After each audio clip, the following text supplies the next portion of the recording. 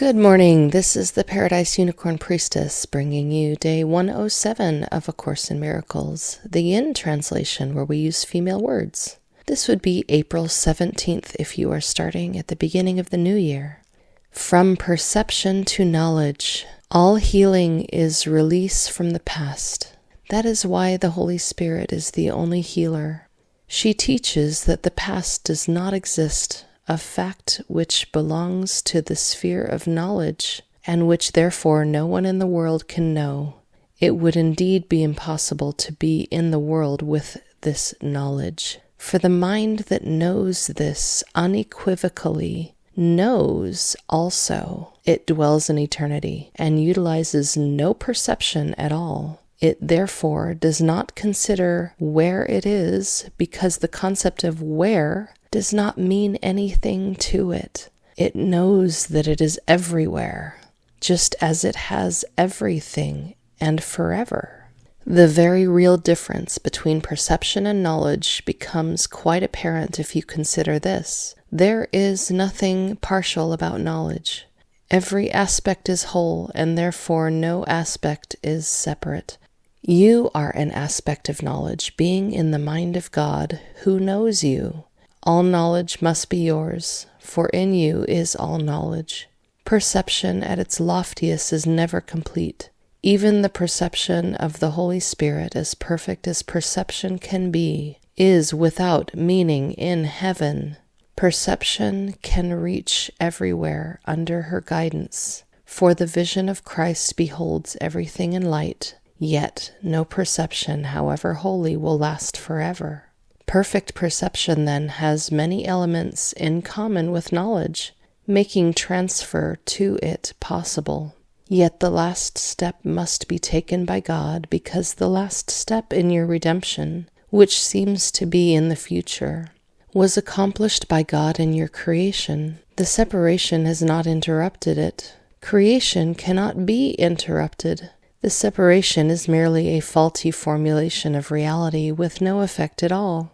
The miracle, without a function in heaven, is needful here. Aspects of reality can still be seen, and they will replace aspects of unreality. Aspects of reality can be seen in everything and everywhere, yet only God can gather them together by crowning them as one with the final gift of eternity. Apart from the mother and the child, the Holy Spirit has no function. She is not separate from either, being in the mind of both, and knowing that mind is one. She is a thought of God, and God has given her to you. Because she has no thoughts she does not share, her message speaks of timelessness in time, and that is why Christ's vision looks on everything with love. Yet even Christ's vision is not her reality. The golden aspects of reality that spring to light under her loving gaze are partial glimpses of the heaven that lies beyond them. This is the miracle of creation, that it is one forever. Every miracle you offer to the child of God is but the true perception of one aspect of the whole. Though every aspect is the whole, you cannot know this until you see that every aspect is the same, perceived in the same light, and therefore one.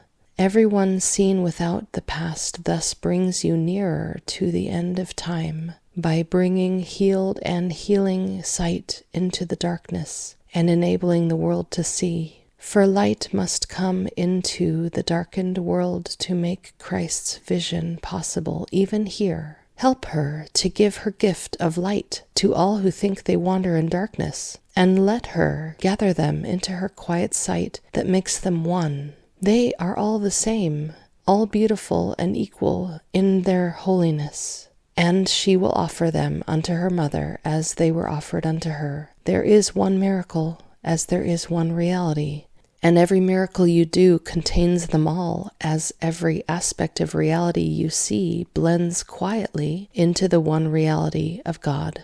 The only miracle that ever was in God's most holy child, created in the one reality that is her mother. Christ's vision is her gift to you. Her being is her mother's gift to her. Be you content with healing, for Christ's gift you can bestow, and your mother's gift you cannot lose. Offer Christ's gift to everyone and everywhere, for miracles offered the child of God through the Holy Spirit attune you to reality. The Holy Spirit knows your part in the redemption, and who are seeking you and where to find them. Knowledge is far beyond your individual concern. You who are part of it and all of it need only realize that it is of the Mother, not of you. Your role in the redemption leads you to it by reestablishing its oneness in your mind. When you have seen your sisters as yourself, you will be released to knowledge, having learned to free yourself through her who knows of freedom. Unite with me under the holy banner of her teaching, and as we grow in strength, the power of God's child will move in us, and we will leave no one untouched and no one left alone.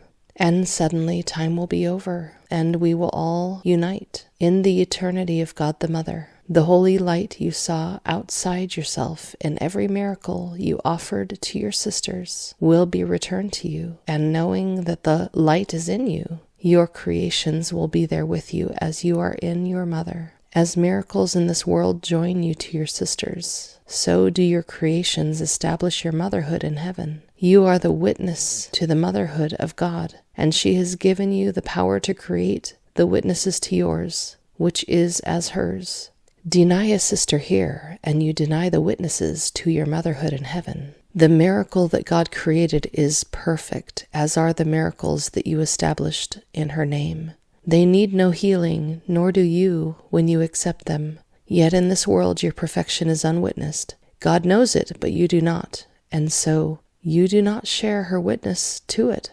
Nor do you witness unto her, for reality is witnessed to as one. God waits your witness to her child and to herself. The miracles you do on earth are lifted up to heaven and to her. They witness to what you do not know, and as they reach the gates of heaven, God will open them, for never would she leave her own beloved child outside them and beyond herself.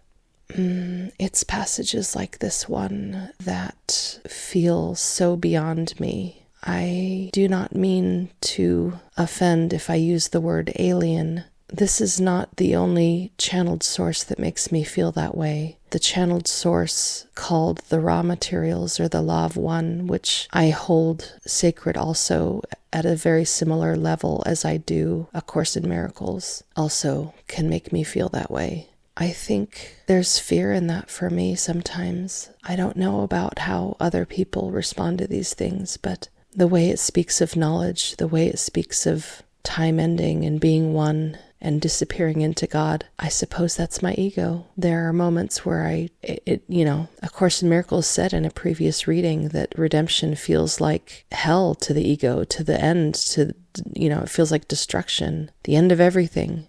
There's a part of me that trusts enough to say, hey, you don't understand. When you have done much of the soul work that you're being asked to do in these channeled materials, you will reach a point where you understand better that this is the only thing that you actually want, and it is the only answer to all pain and sorrow and suffering, and it is joy and bliss, and it is heaven. So there are times where I have to just let go and have faith.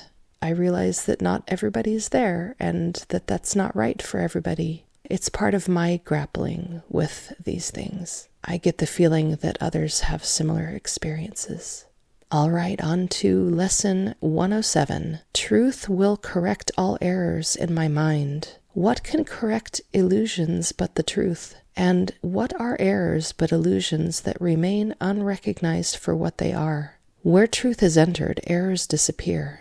They merely vanish, leaving not a trace by which to be remembered. They are gone, because without belief they have no life, and so they disappear to nothingness, returning whence they came. From dust to dust they come and go, for only truth remains. Can you imagine what a state of mind without illusions is? How would it feel? Try to remember when there was a time, perhaps a minute, maybe even less, when nothing came to interrupt your peace, when you were certain you were loved and safe. Then try to picture what it would be like to have that moment be extended to the end of time and to eternity. Then let the sense of quiet that you felt be multiplied 100 times, and then be multiplied another 100 more. And now you have a hint, not more than just the faintest intimation of the state your mind will rest in when the truth has come. Without illusions, there could be no fear, no doubt, and no attack. When truth has come, all pain is over. For there is no room for transitory thoughts and dead ideas to linger in your mind. Truth occupies your mind completely, liberating you from all beliefs in the ephemeral. They have no place because the truth has come, and they are nowhere. They cannot be found, for truth is everywhere, forever, now. When truth has come, it does not stay a while to disappear or change to something else. It does not shift and alter in its form, nor come and go and come again. It stays exactly as it always was, to be depended on in every need and trusted with a perfect trust in all the seeming difficulties and doubts that the appearances the world presents engender. They will merely blow away when truth corrects the errors in your mind. When truth has come, it harbors in its wings the gift of perfect constancy and love, which does not falter in the face of pain, but looks beyond it, steadily and sure. Here's the gift of healing, for the truth needs no defense, and therefore no attack is possible.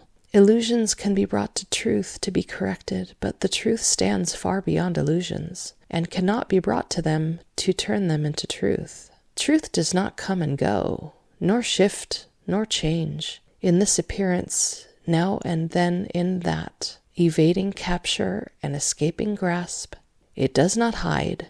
It stands in open light, in obvious accessibility. It is impossible that anyone could seek it truly and would not succeed. Today belongs to truth. Give truth its due, and it will give you yours. You were not meant to suffer and to die. Your mother wills these dreams be gone. Let truth correct them all. We do not ask for what we do not have. We merely ask for what belongs to us, that we may recognize it as our own. Today we practice on the happy note of certainty that has been born of truth. The shaky and unsteady footsteps of illusion are not our approach today. We are as certain of success as we are sure we live and hope and breathe and think. We do not doubt. We walk with truth today and count on it to enter into all the exercises that we do this day. Begin by asking her who goes with you upon this undertaking that she be in your awareness as you go with her.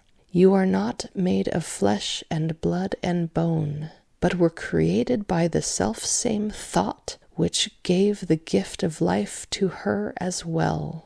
She is your sister, and so like to you, your mother knows that you are both the same. It is yourself you ask to go with you, and how could she be absent where you are? Truth will correct all errors in your mind which tell you you could be apart from her. You speak to her today and make your pledge to let her function be fulfilled through you. To share her function is to share her joy. Her confidence is with you as you say. Truth will correct all errors in my mind, and I will rest in her who is myself. Then let her lead you gently to the truth which will envelop you and give you peace so deep and tranquil that you will return to the familiar world reluctantly. And yet you will be glad to look again upon this world, for you will bring with you the promise of the changes which the truth that goes with you will carry to the world. They will increase with every gift you give of 5 small minutes, and the errors that surround the world will be corrected as you let them be corrected in your mind. Do not forget your function for today. Each time you tell yourself with confidence, truth will correct all errors in my mind, you speak for all the world and her who would release the world as she would set you free. Wow. It's kind of the religion of the ego that we are all different in the separation, that our unique traits make us different from one another. And A Course in Miracles reminds us that we are all the same, and that when we see things truly, all is homogeneous, without difference. And so, in order to return to God, each one of us must willingly let go these unique traits that make us so different. And that feels terrifying to the ego. We're so proud of our unique traits, the things that make us different. And yet, at the same time, we experience such self-loathing, each of us, when we really pay attention. That's not who we really are. A Course in Miracles speaks to this, as this lesson for today speaks of our sister who is myself. It's capitalized in this one. It's usually in lowercase, but in this one it's capitalized. I think of the wording in the Raw Materials, the Law of One, that I mentioned earlier, and how much I love the way that it is termed there, speaking of all others as my other self. So every particle of the creation that you meet, even a particle of dust, even something that seems like a piece of trash, what is it made of? It's made of God, and it is my other self. You are my other self. That is how we are being asked to learn to look at things. May we draw closer to paradise. Paradise is but a stepping stone on the way to heaven, as we bring in every part and particle that wanders and thinks that it is lost. Heaven is incomplete without every shard, particle, piece becoming one once again. Until next time, happy practicing.